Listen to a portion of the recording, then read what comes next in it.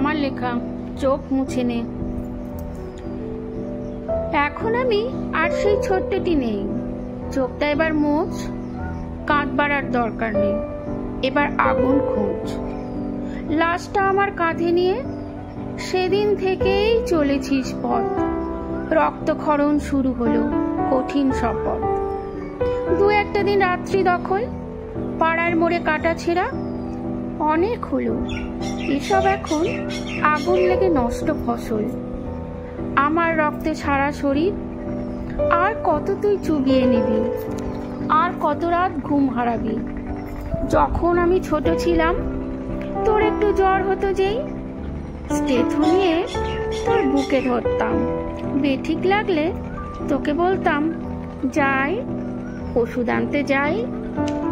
তুই বলতিস আরে দাঁড়া দাঁড়া, যখন বড় হবি জগৎ জোড়া নাম হবে তোর, ডাক্তার দিদি হবি।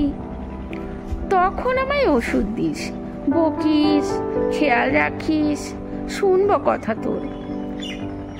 এখন আমি কি করব বল?